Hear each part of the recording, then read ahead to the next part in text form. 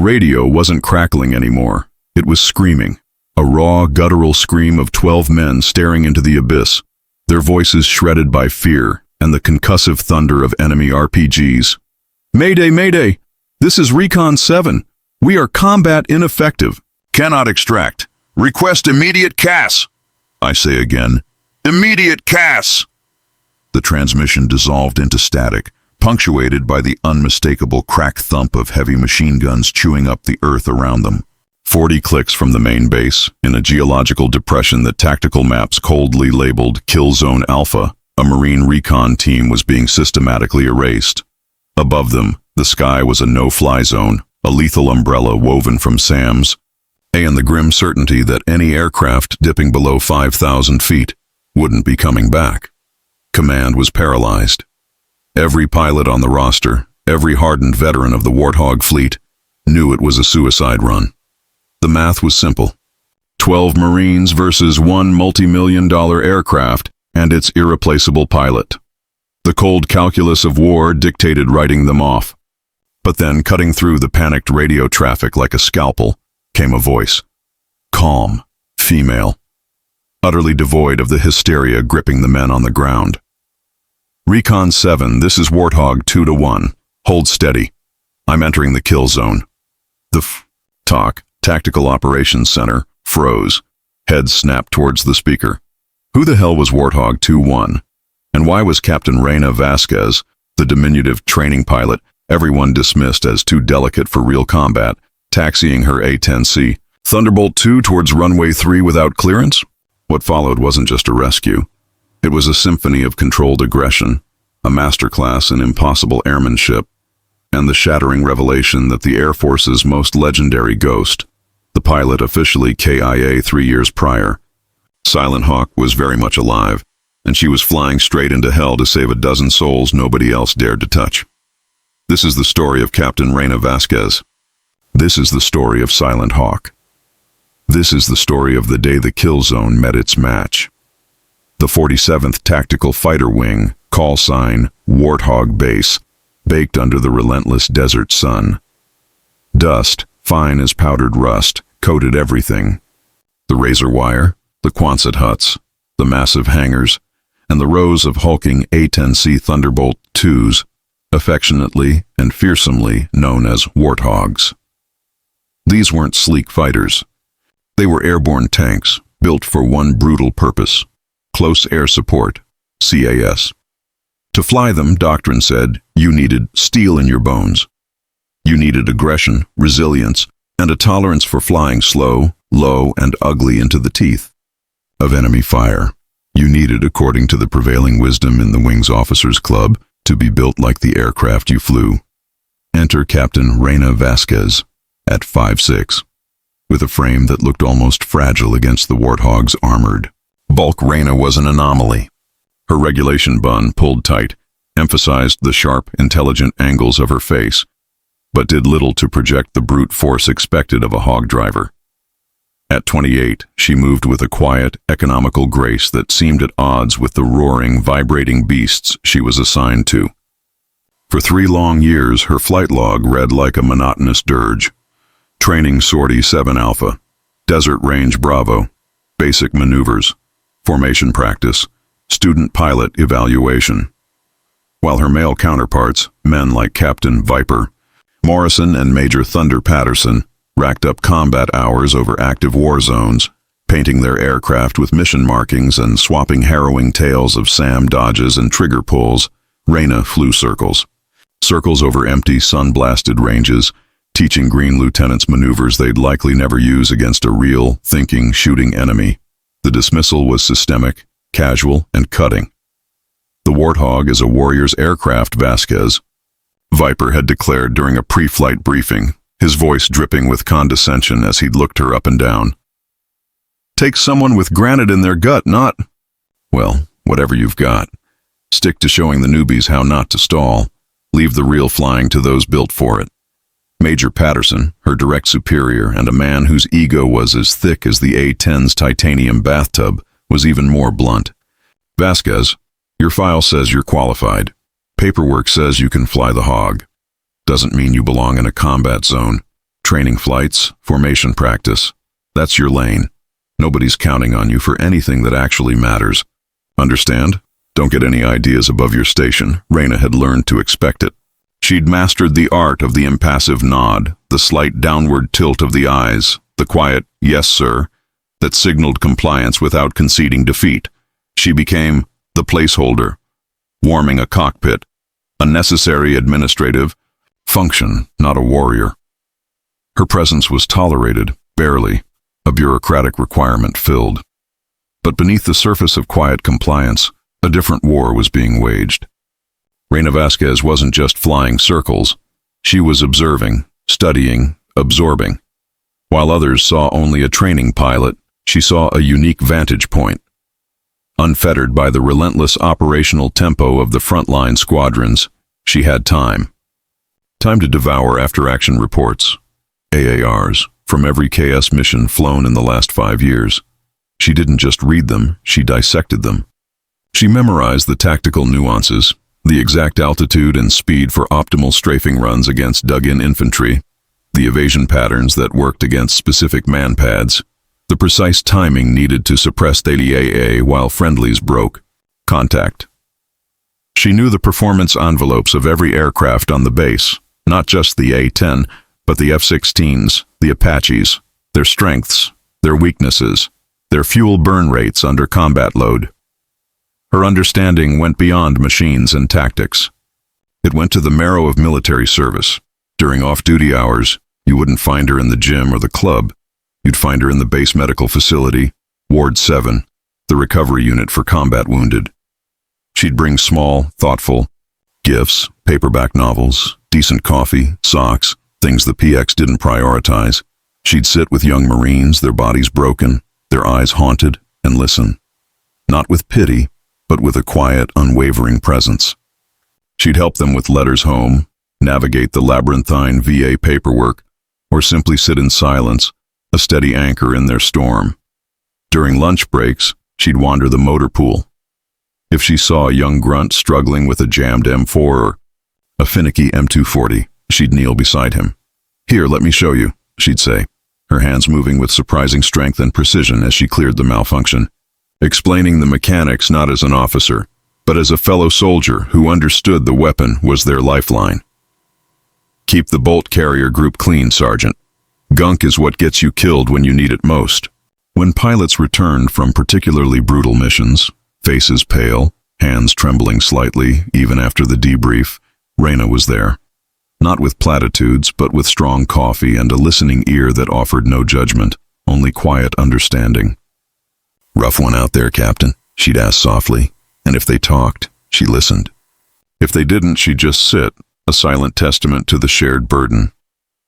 Just being friendly, she'd deflect if anyone commented, her smile polite, her eyes giving nothing away. The brass dismissed it as support personnel behavior. Master Sergeant Collins, the grizzled senior maintenance NCO, summed it up. "She's just doing what supply clerks and admin weenies do. Basic courtesy, nothing special. Shows she's got a heart, I guess, but hearts don't win wars. Guns and guts do." They were wrong, profoundly, catastrophically wrong. Reina's compassion wasn't weakness, it was reconnaissance. Every wounded Marine she comforted, every nervous pilot she steadied, every grunt she taught. It deepened her understanding of the human cost. She saw the fear, the exhaustion, the desperate need for someone, anyone, to have their back when the world turned, to fire and lead. It forged in her a conviction that transcended rank, protocol, or personal ambition. Military aviation, her father's legacy, wasn't about medals or promotions. It was about one thing, and one thing only, protecting the people on the ground, who couldn't protect themselves. It was about being the shield, the sword, the last desperate hope when all other options had burned away.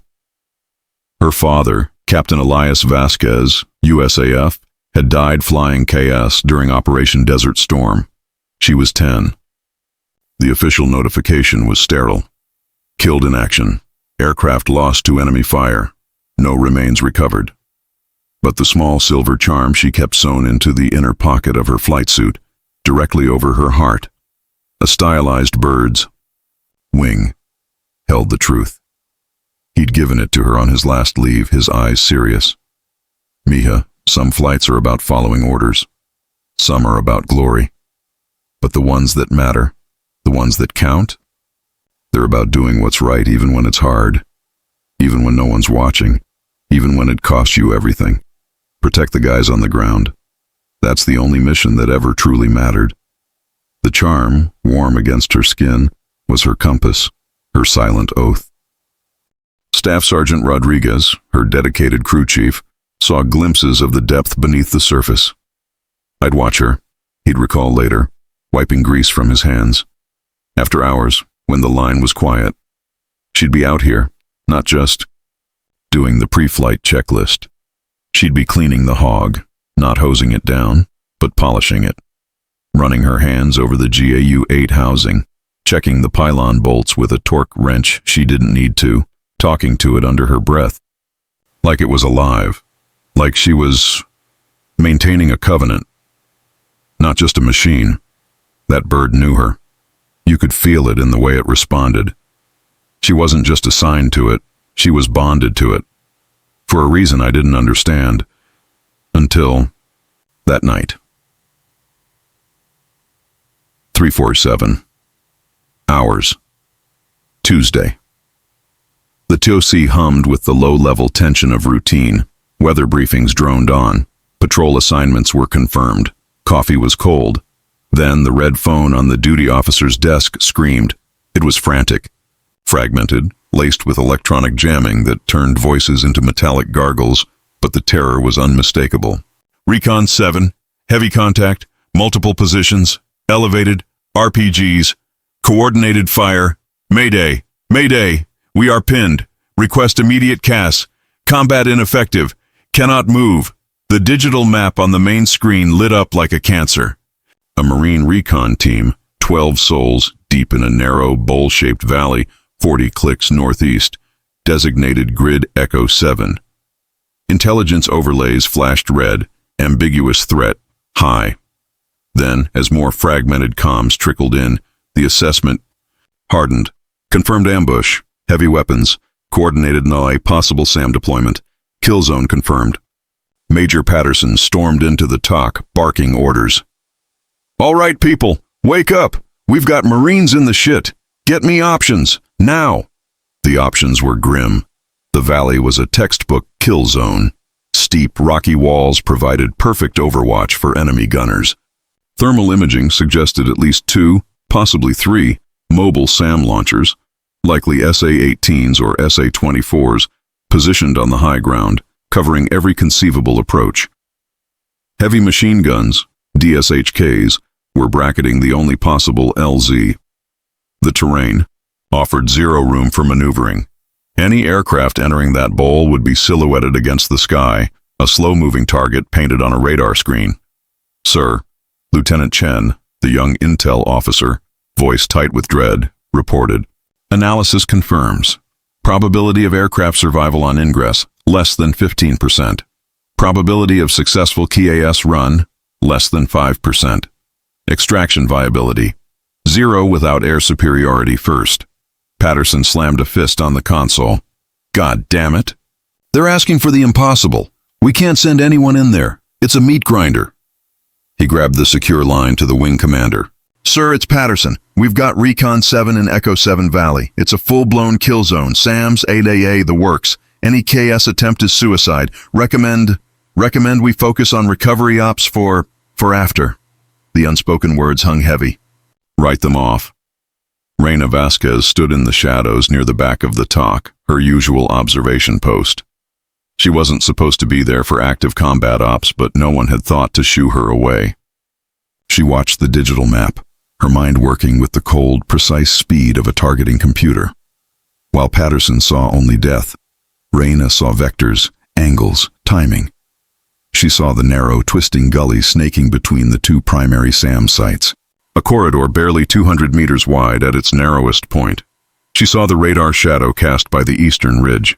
She calculated the speed of an A-10 at max military power, the turn radius needed, the exact angle of dive required to mask the aircraft from the Northern SAM battery for precisely 12 seconds. 12 seconds. Enough for one, maybe two, passes. With the Ju-8. Enough to suppress the 8AA on the western ridge, maybe crater an RPG nest. Not a solution. A chance. As Patterson finished his grim assessment to the wing commander, Reina stepped forward. The TOC fell silent. All eyes turned to the training pilot. "Sir," her voice was clear, calm, cutting through the tension. Like a knife. "Request permission to provide close air support for Recon 7. The silence deepened, then shattered into incredulous laughter. Viper snorted. Patterson's face purpled. "Vasquez? Are you out of your goddamn mind? This is a kill zone, not a training range. You fly circles over sand dunes.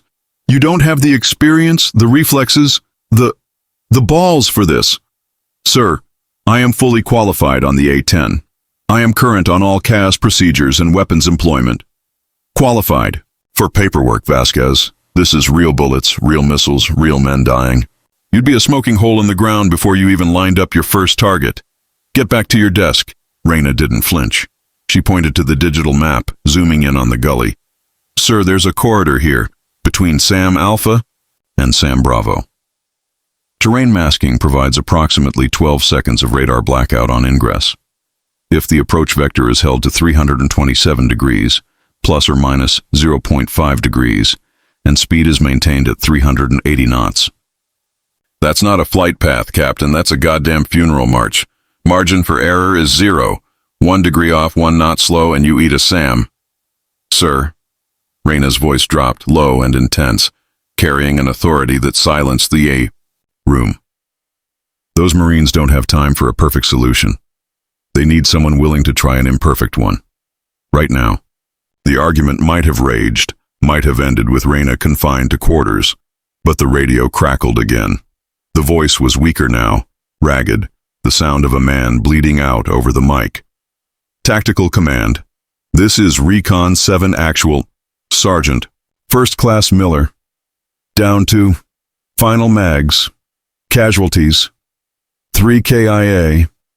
5 WIA. If no air support, 15 minutes. We're done. God, help us." The desperation was a physical weight. The cold calculus of war had just met the raw, screaming reality of 12 men facing annihilation. There were no good options, only catastrophic ones. Patterson looked at the wing commander on the screen, then at the map, then at Reina's unwavering gaze. He saw no alternative. He gave a curt, almost imperceptible nod. Not approval. Acquiescence to the inevitable. Reina didn't wait for formal orders. She turned and walked out of the talk, her stride purposeful, radiating a terrifying calm. She headed straight for the flight line. Her Warthog, tail number 77021, Warthog 2-1, sat bathed in the harsh glare of the floodlights, looking less like a machine and more like a coiled beast. Staff Sergeant Rodriguez was doing a routine post-flight check on another hog. He saw Reina approaching, helmet in hand, flight suit zipped tight. "Ma'am, you're not scheduled until 1400. What's—" "Change of plans, Sarge. I need 2-1 hot and ready. Now. Full combat load. Mavericks on pylons 3 and 7. Full GAU 8 drum, flares, chaff. The works." Rodriguez stared, bewildered. "Ma'am, I haven't received any flight authorization. No mission packet. No." "Sergeant Rodriguez." Reina stopped, her eyes locking onto his. There was no anger, no pleading. Just absolute, chilling certainty. "There are 12 Marines dying in Echo 7 Valley. I can be wheels up in 5 minutes. I can be over them in 12. The paperwork can wait until they're breathing." Something in her voice, in the steel of her gaze, bypassed Rodriguez's training, his protocols. He saw not a disregarded captain, but a warrior on a mission. He snapped to attention, a reflex born of respect for that certainty. "Yes, ma'am. Crew, to Warthog 2-1. Combat load. Move your asses." As Reina climbed into the cockpit, the familiar smell of jet fuel, hydraulic fluid, and worn leather enveloped her. She strapped in, the harness biting reassuringly into her shoulders. Her fingers flew over the startup checklist, muscle memory taking over. She reached into her flight suit, fingers brushing the warm silver wing charm over her heart. Some flights are about doing what's right, Mia, when nobody else can or will. She closed her eyes for a fraction of a second. This is for you, Poppy, and for them. The twin TF-34 engines roared to life, a deep guttural thunder that vibrated through the airframe and into her bones. She taxied towards Runway 3, ignoring the frantic, confused calls from the tower demanding clearance. Warthog 2-1 identify. You are not cleared for takeoff. Repeat, not cleared. Reina keyed her mic, her voice calm, professional, utterly devoid of panic. Tower, Warthog 2-1, emergency CAS mission, cleared by Major Patterson. Rolling. It was a lie. Unnecessary. 1. She pushed the throttles forward. The Warthog surged down the runway, a 50,000-pound beast of burden transformed into a weapon of salvation, clawing its way into the ink-black sky towards the Valley of Death. Rodriguez watched her go, the roar of the engines fading into the distance. He later told investigators, she fired up those engines like the gates of hell were opening. When I asked why she was doing this, she just looked at me, calm as you please, and said, because if nobody else will fly, then I have to fly. That wasn't pilot talk. That was the voice of someone who knew exactly what was waiting for her down there and didn't give a damn. That was Silent Hawk talking. I just didn't know it yet. The 11-minute, 37-second flight to Echo 7 Valley was a transformation. Captain Reina Vasquez, the overlooked training pilot, ceased to exist. In her place, forged in the crucible of necessity and honed by years of silent preparation, was the pilot. Calm, focused, radiating a lethal competence that turned the A-10's cockpit into an extension of her own nervous system. Every switch, every gauge, every subtle vibration of the airframe was data, processed instantly. The Warthog wasn't just responding to her inputs, it was an instrument she played with the precision of a virtuoso. As she neared the target area, the radio traffic was a cacophony of desperation. Any aircraft! Any aircraft!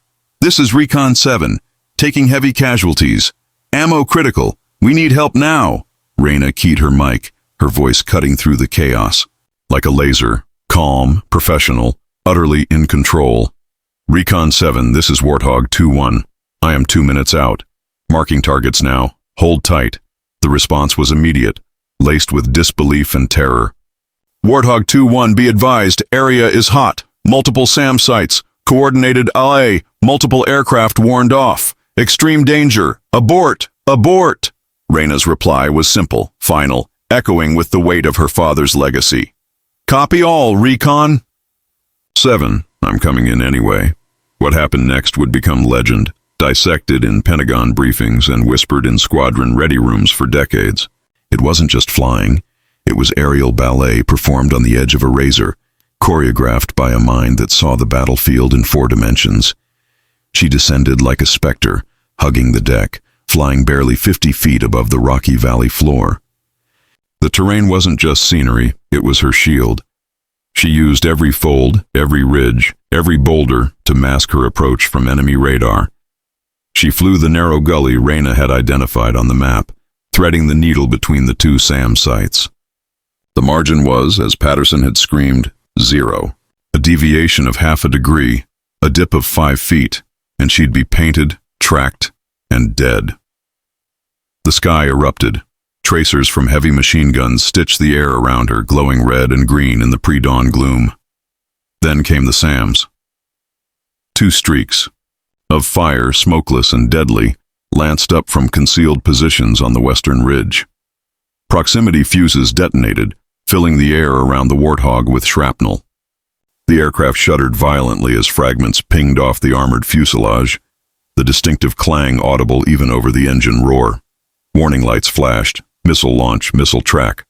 Reina didn't flinch. She didn't jink wildly.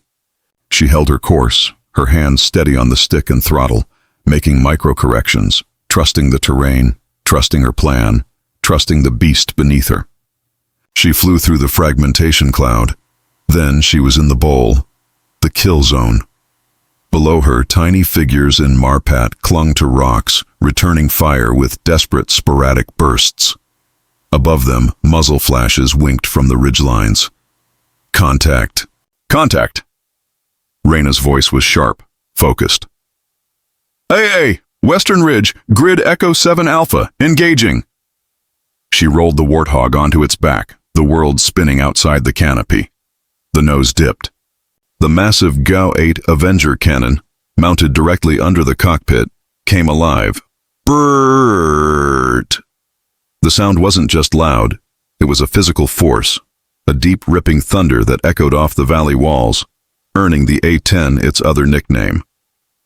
The BRT plane, 30mm depleted uranium rounds, fired at a rate of 3,900 rounds per minute, tore into the enemy position. Dirt, rock, and metal exploded upwards. The heavy machine gun nest vanished in a cloud of debris and smoke. Jesus. Bitch! Christ!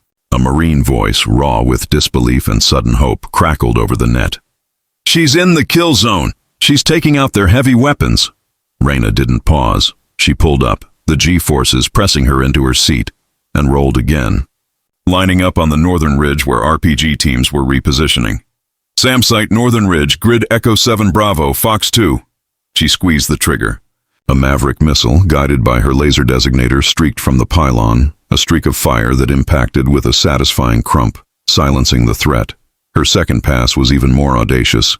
She flew directly over the trapped Marines so low they could see the rivets on her wings, using her own aircraft as a shield against fire from the eastern ridge, while her cannon and remaining Maverick systematically dismantled the enemy positions, pinning them down. Her radio calls were crisp, precise, coordinating with the Marines on the ground as if she'd trained with them for years. Recon 7, break left. I'm suppressing fire on your 2 o'clock. Move to the rock outcrop. Captain Mike, Bulldog.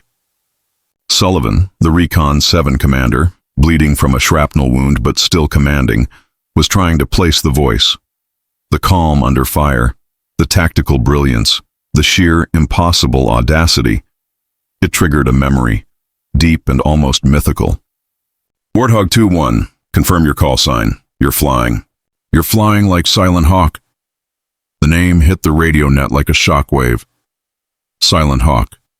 The ghost pilot. The legend. The A-10 driver who, during the brutal siege of Ramadi, had single-handedly broken an enemy encirclement, saving an entire Marine battalion with a series of impossibly low, precise strafing runs under heavy fire. The pilot who appeared like an avenging angel in the most desperate situations, then vanished without a trace, without claiming credit. Officially listed as KIA during Operation Desert Mirage 3 years ago. A ghost story, a morale booster, a myth. Major Patterson, listening in the talk, nearly choked. That's impossible. Silent Hawk is KIA. Confirmed KIA. Vasquez can't. She's not. Reina's response was immediate, calm, and carried the weight of absolute truth. Bulldog 7, this is Silent Hawk. Still keeping Marines alive. Still refusing to leave anyone behind. The confirmation was electric. It raced through the talk, across secure military networks, a wildfire of disbelief and dawning awe. The training pilot was the most feared and revered KS pilot of the last decade. Her assignment hadn't been exile.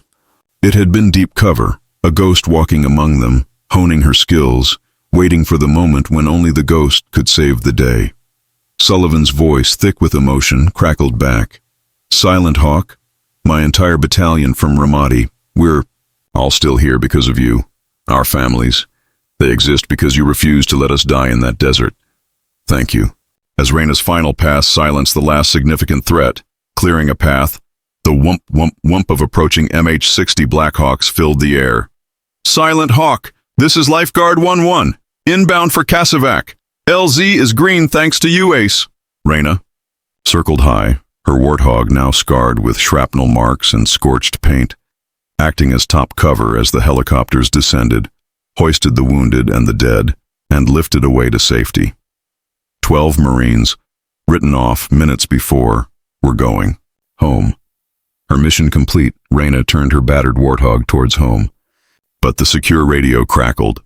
The wing commander's voice, tight with a mixture of awe and impending bureaucratic fury. Silent Hawk, this is base command. You are directed to return to base immediately for debriefing. There are going to be some very serious questions about tonight's activities. Reina acknowledged, a ghost of a smile touching her lips. The questions were coming. The storm was brewing. But for now, 12 Marines were breathing. That was the only debrief that mattered. 37 minutes later, Warthog 2-1 touched down on runway 3.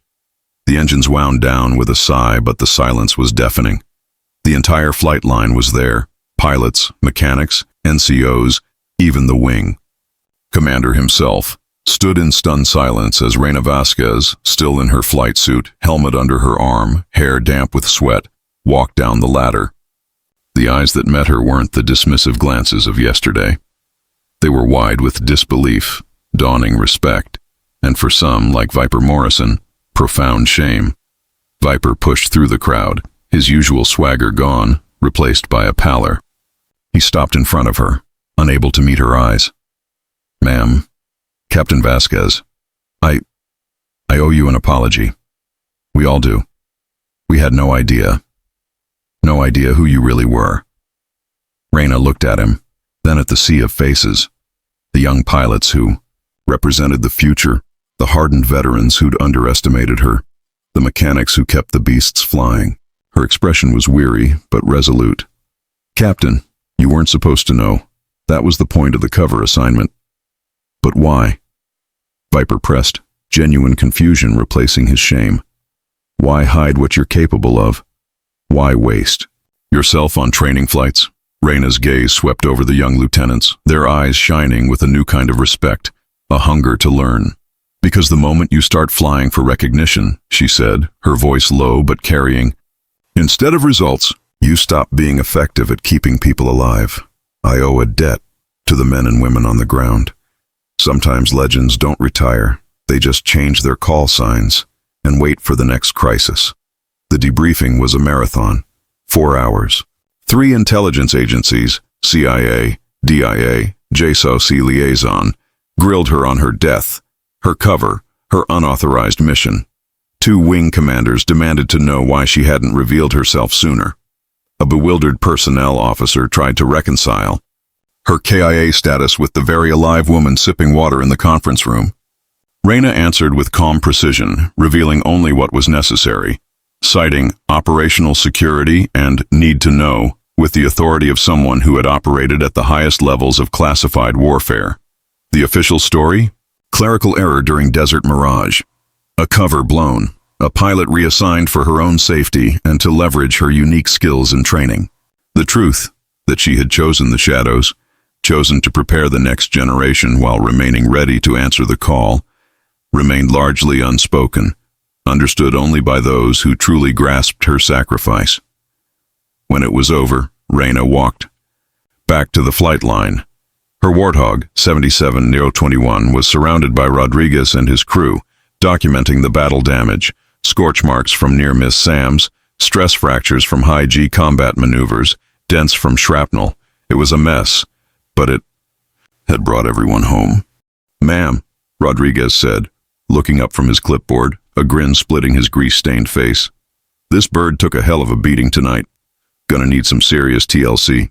Maybe a week if we can source those specialized actuator parts." Reina ran a hand along the warm, scarred metal of the wing, a gesture of affection and respect. "How long, Sarge?" "About a week, ma'am. Tops." Rodriguez paused, his grin fading to something more serious. "Ma'am, can I ask you something? Off the record." "Sure, Sarge." How long have you really been flying? Combat missions? Like Silent Hawk missions?" Reina was quiet for a long moment, her fingers tracing a deep gouge in the wing skin. "Officially, tonight was my first combat flight." She met his eyes, a flicker of the old, hidden fire in her gaze. "Unofficially, long enough to know that some missions are worth breaking every rule in the book for, long enough to know that the only medal that matters is seeing the guys you saved walk off the LZ. Life at Warthog base didn't return to normal.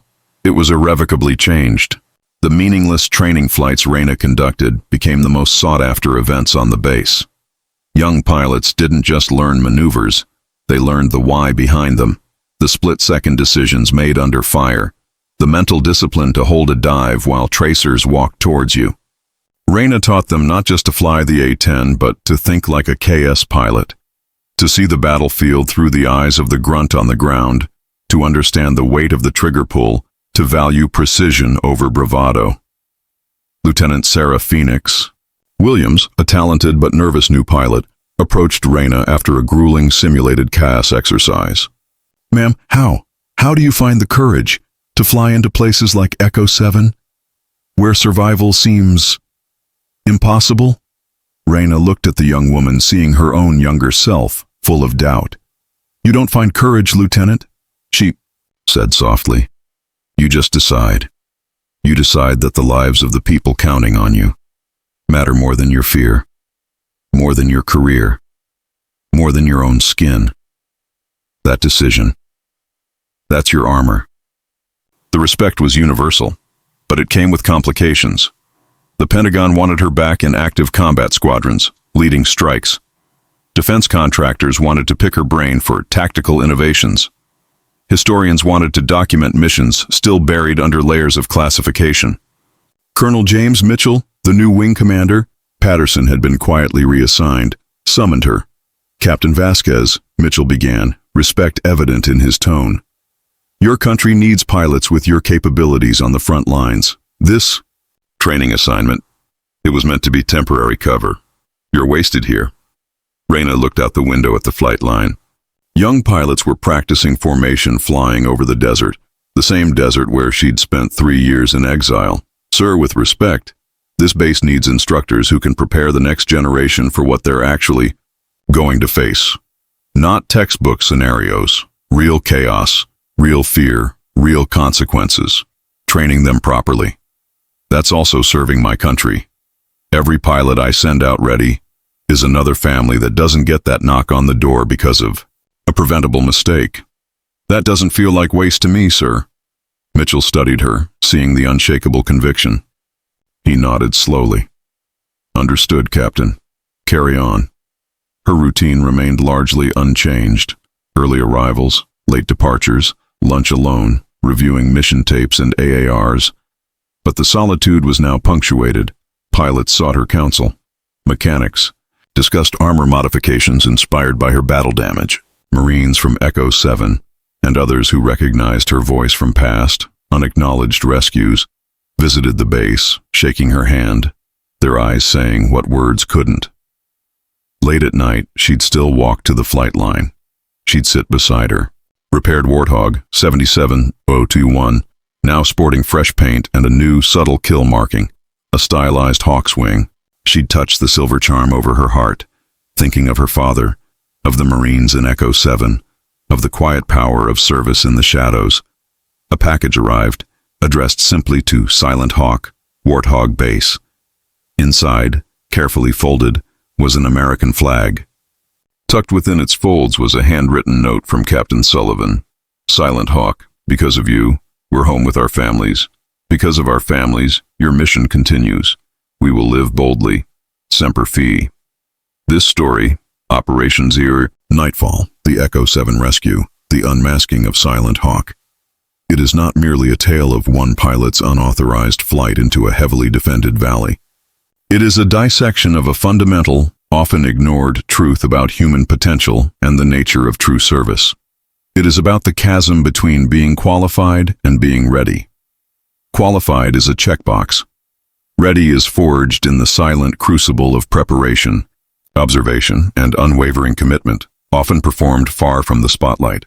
Reina Vasquez was always qualified, but her readiness, the depth of her tactical genius, her unflinching courage, her profound understanding of the human cost, was honed in the shadows during those meaningless training flights, in the quiet hours spent with the wounded, in the meticulous study of every AAR. She was ready when the kill zone opened its maw. It is about the profound, often invisible service rendered by those who choose to operate below their perceived potential. Reina wasn't underperforming. She was strategically positioned. She chose the training role not as a consolation prize, but as a platform to build, to observe, to prepare for the moment when her unique, unparalleled skills would be the only thing standing between catastrophe and salvation. She sacrificed personal glory, career advancement, even her own identity, to serve a purpose larger than herself. She measured success not in medals or promotions, but in lives saved, in families kept whole. Look around you, right now, in your unit, your office, your community. You are surrounded by Reina Vasquez's, people whose true capabilities are hidden beneath the surface of their current role. The quiet staff sergeant in logistics who could streamline your entire supply chain, saving millions if only someone asked. The junior analyst buried in data, who sees patterns and solutions that elude the senior leadership. The maintenance technician who understands the intricate dance of machinery better than the engineers who designed it. The administrative assistant who possesses the organizational genius and interpersonal skills to run the entire department while fetching coffee. The teacher in the underfunded school who holds the key to educational revolution, if given the resources and authority. These individuals are not failing. They are not wasting their potential. They are often making a conscious, strategic choice. They are serving in ways that allow them to develop their skills in peace, build crucial relationships, understand the system from the inside, and prepare for the inevitable kill zone moment, the crisis, the disaster, the impossible challenge, when their hidden expertise, their silent preparation, becomes the critical factor between success and failure, between survival and collapse. We assume that a person's current position, their title, their visible responsibilities, accurately reflect the ceiling of their potential.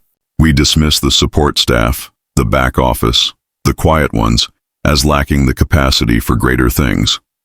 Reina Vasquez's story shatters this assumption. The most effective, the most valuable, the most essential people are often those deliberately operating in the shadows, choosing roles that allow them to serve without the distractions, the politics, the compromises that come with the spotlight and the corner office. Do you believe in the silent hawks among us?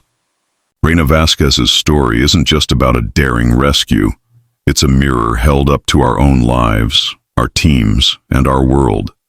It forces us to ask, have you ever underestimated someone based on their title or role?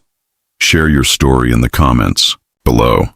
Who is your Reina Vasquez moment? Are you the silent hawk? Are you honing your skills in the shadows, preparing for your moment to make a difference? What's your kill zone you're getting ready for? How can we better recognize and unleash hidden potential in our workplaces, our communities, our families? How do we create environments where quiet competence is valued, not overlooked? This story is a challenge, a reminder, a call to look deeper. Subscribe to Beyond True Story for more powerful tales of courage, sacrifice, and the untold heroes who operate beyond the spotlight. Real people, real stakes, real valor, not mass-produced AI.